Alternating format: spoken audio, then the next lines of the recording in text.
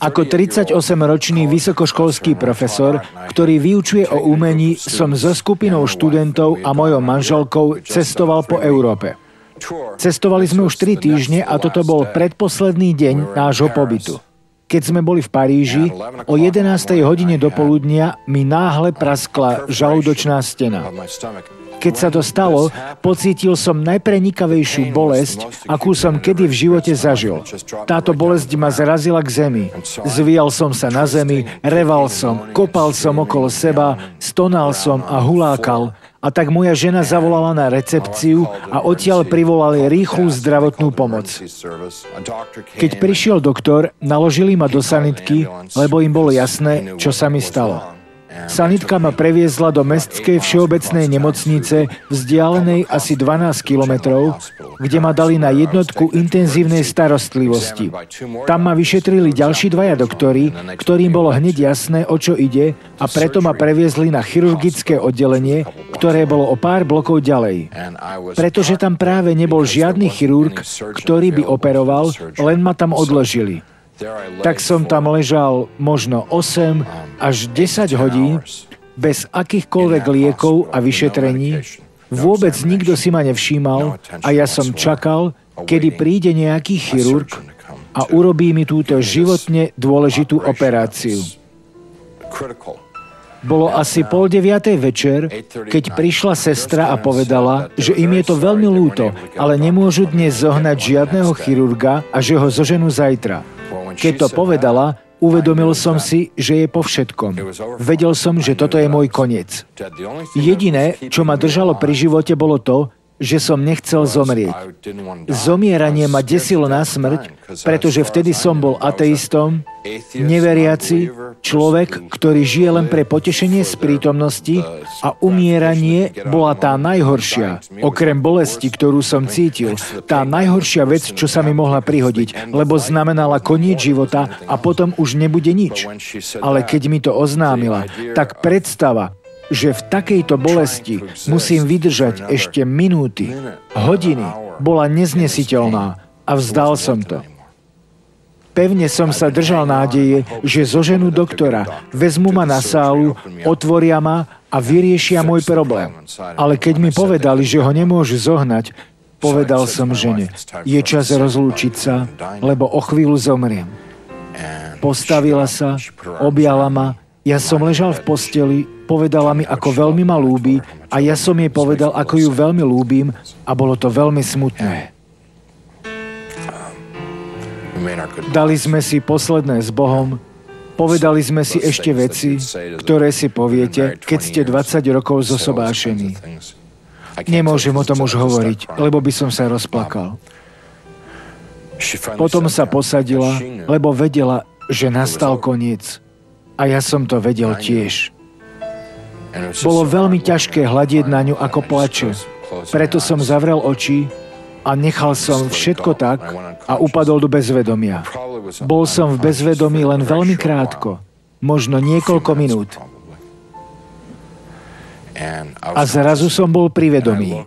Otvoril som oči a keď som sa rozhliadol, stal som vedľa svojej postele. Presne som vedel, kde sa nachádzam a čo sa doteraz stalo. Mysel som mal dokonale jasnú. Cítil som sa živší a skutočnejší, než kedykoľvek predtým v živote. Ľudia sa pýtajú, bol si duchom? Naopak, bol som veľmi, veľmi živý.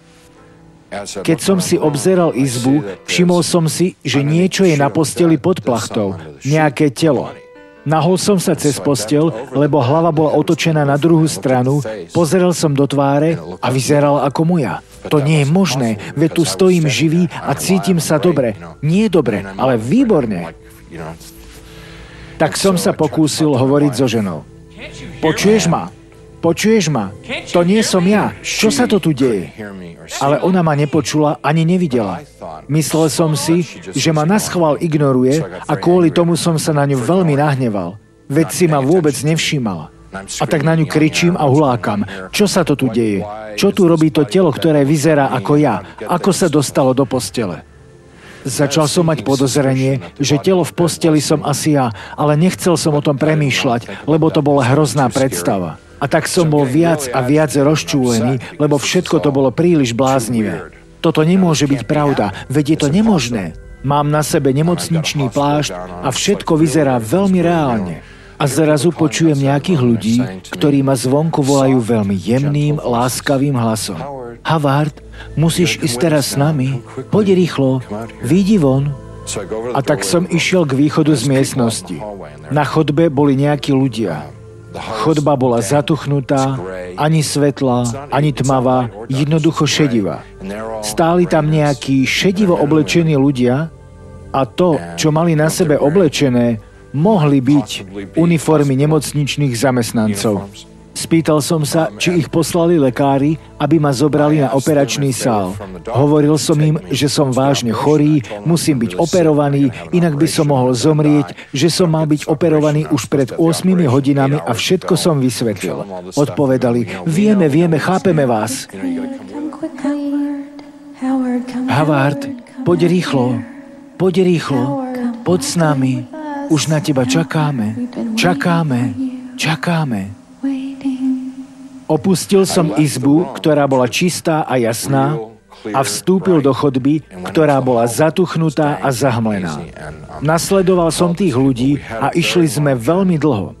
Čas tam však neexistuje, takže keď hovorím, že to trvalo dlho, je to len predstava, lebo na tom mieste neexistoval čas. Ale keby som to putovanie chcel k niečomu pripodobniť, musel by som ísť z Nashville do Louisville asi 300 kilometrov, tak dlho sa to zdalo.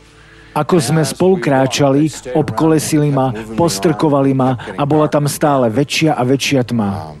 Začali sa voči mne správať veľmi nepriateľsky. Na začiatku boli veľmi sladkí, aby ma nalákali ísť s nimi. Ale neskôr, keď sme sa dostali ďalej, začali na mňa hulákať. Pohni sa, nezdržuj, drž hubu, prestan sa už vypytovať. Boli veľmi protivní. A tak vchádzame do úplnej temnoty a ja som hrôzou celkom bez seba. Títo ľudia sú veľmi nepriateľskí a ja vôbec neviem, kde to vlastne som. Povedal som, už s vami nejdem ďalej. Odpovedali mi, už si takmer tam. Začali sme sa biť a ja som sa snažil újsť odtiaľ. Strkali do mňa, šklbali ma a bolo ich teraz veľa. Na začiatku ich bola len malá hrstka, ale teraz v tme ich boli stovky, alebo tisíce, ani neviem koľko. Hrali sa so mnou ako mačka s myšou. Keby chceli, mohli by ma zničiť, ale oni ma nechceli zničiť. To, po čom túžili, bolo spôsobiť mi bolesť. Vyzeralo to, že bolesť, ktorú som tam zažíval, im spôsobovala zvláštne potešenie a veľké uspokojenie. Je pre mňa veľmi ťažké rozprávať, čo mi urobili hneď na začiatku. Ani vám to nepoviem, len trochu. Pretože, ako to povedať, bolo to príliš hnusné. Spočiatku ma trhali zaživa, hrízli, driapali ma nechtami, škriabali ma a šklbali, trhali ma a hrízli. Pokúšal som sa brániť, skúšal som ich odohnať, chcel som od nich ujsť, ale bolo to ako vo včelom úle. Boli ich stovky, všade okolo mňa. Napokon som zostal ležať na zemi, celý dotrhaný. Ubolený som bol všade, vo vnútri aj zvonka.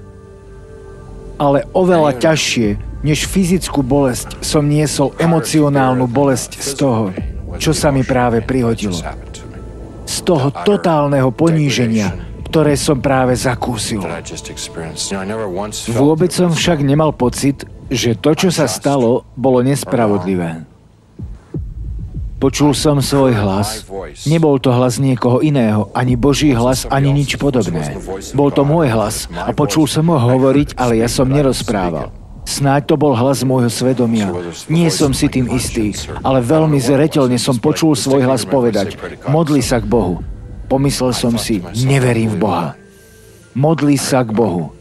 Napadlo ma, aj keby som sa chcel modliť, už som zabudol, ako sa modlí. Uplynulo asi 23 rokov, čo som sa modlil naposledy. Ako to vlastne bolo? Keď som bol dieťa, modlívali sme sa na nedeľnej besiedke a v kostole. Čo sme to hovorievali? Snažil som sa spomenúť si, lebo pre mňa vtedy modlitba znamenala recitovanie niečoho, čo som sa naučil. Myslel som si, že toto je modlitba. Tak som to skúsil. Pán je mojím pastierom, chlieb náš každodenný daj nám dnes, moja vlast je... Počkaj, to nie je modlitba. Keby som kráčal dolinou tieňa smrti, naši predkovia pred mnohými rokmi, všetko sa mi poplietlo a vôbec som si nepamätal, ako sa modliť. Ale ľudia, ktorí boli okolo mňa, vždy, keď som spomenul Boha, tí ľudia, ktorí ma napadli a zbili, vždy, keď som povedal Boh, vyzeralo to, ako by som ich len spomenutím Boha oblial vriacou vodou. Začali revať, jačať, vrieskať, preklínali a rúhali sa Bohu najhorším spôsobom, aký som kedy počul.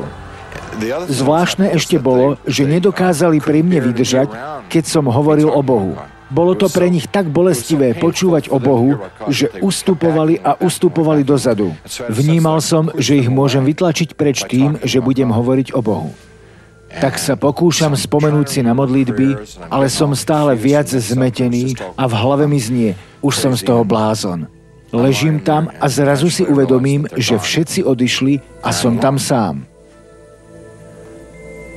Bol som tam sám celú večnosť. Čo tým myslím? Keď ste tam, nemáte absolútne žiadny vnem času. Rozmýšľal som o svojom živote, myslel som na to, čo som urobil, čo som neurobil a premýšľal som nad situáciou, v ktorej som bol. Dospel som k takémuto záveru. Celé obdobie mojej dospelosti som žil sebeckým životom. A mojím jediným Bohom som bol ja sám. Uvedomil som si, že s mojím životom sa stalo niečo veľmi, veľmi zlé. A že tí ľudia, ktorí na mňa útočili, boli presne rovnaký typ ľudí, akým som bol ja sám. Neboli to žiadne monštrá, ani démoni. Boli to ľudia, ktorí v živote minuli to.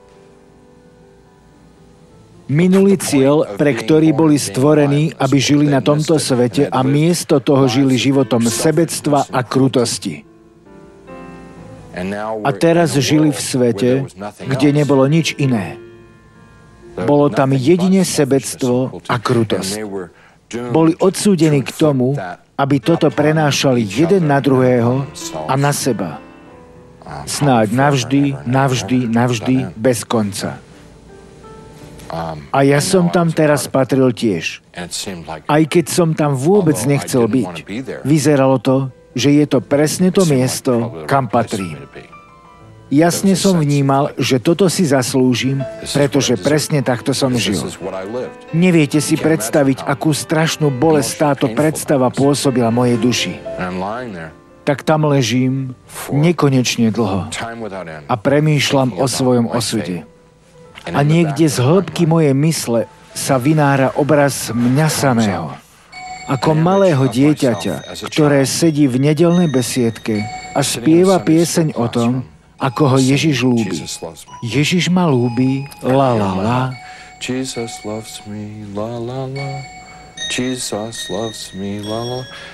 Keď som si spomenul, ako som to spievaval, v mysli mi znel môj detský hlas, ktorý spieval túto pieseň. O mnoho dôležitejšie však bolo to, že som cítil v srdci, že v mojom živote bolo obdobie, kedy som bol mladý a nevinný, keď som veril v niečo dobré, keď som veril v niečo iné, než v seba samého, keď som veril v niekoho, kto je úplne dobrý, všemocný, kto sa naozaj o mňa stará. A vedel som, že práve toto chcem späť. To, čo som stratil, Čo som odvrhol, čo som zradil, chcel som to späť. Nepoznal som Ježiša, ale chcel som poznať Ježiša.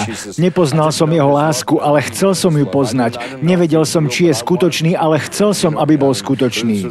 Bolo to preto, lebo som dôveroval tomu, že v mojom živote bolo obdobie, kedy som v niečo veril a ako dieťa som vedel, že to je naozajstné a pravdivé. A chcel som opäť tú dôveru, že je to pravda. A tak som zakričal do tmy: Ježiš, prosím ťa, zachráň ma. A on prišiel. Naozaj prišiel. Začalo to ako drobný, tenký lúč v temnote, ale veľmi rýchlo sa to rozžiarilo. Svetlo sa stalo tak žiarivým, že ak by to bolo vo fyzickom svete, určite by ma to spálilo. Zhorel by som na uhol. Ale táto žiara nebola ani horúca, ani nebezpečná. To svetlo ma zalialo a on sa načiahol po mne.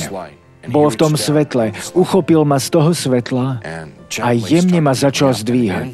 V jeho svetle som uvidel, že som skrvavený, špinavý a celý pokrytý ranami. Vyzeral som ako mŕtvola po autonehode. A tak jemne vsúva svoje ruky podo mňa a veľmi nežne ma dvíha. Ako sa ma dotýka, všetko zrazu mizne. Všetky rany, všetká bolesť a všetká špina, ako keby sa odrazu vyparili preč. Som tu neporušený, uzdravený a vo vnútri naplnený jeho láskou. Keby som vám to tak vedel lepšie opísať. Je mi to tak veľmi ľúto, že to ľuďom neviem lepšie vysvetliť. Veď toto je to najlepšie, čo sa mi kedy v živote prihodilo. Je to pre mňa všetko. Najvyšším zmyslom ľudského života je poznať túto lásku. Ale aj keď som ju zažil, nemám slova, ktorými by som vám ju opísal. A tak ma drží, objíma ma a hladí môj chrbát, ako by to robil otec synovi alebo matka svojej dcére. Len ma jemne hladká po chrbte. Ja mu plačem v náručí ako malé dieťa od šťastia. Kvôli pocitu uvoľnenia, lebo som bol stratený a našiel ma. Bol som mŕtvý a priviedol ma späť do života. Potom ma vyniesol von z toho miesta a išli sme hore. Stúpali sme smerom k svetu svetla a ja som začal mať pocit hroznej hanby. Veď som taký zlý. Pripadal som si ako špina, odpad, nečistota. Pomyslel som si, zmýlil sa. Nepatrím sem. On ma nechce. Hanbil som sa. Ako by sa mohol zaujímať o mňa? Prečo práve o mňa? Ja som zlý. A potom sme zastali. Neboli sme ani v pekle, ani v nebi. Boli sme niekde medzi tým. Zastali sme a Ježiš povedal: my nerobíme chyby. Patríš sem.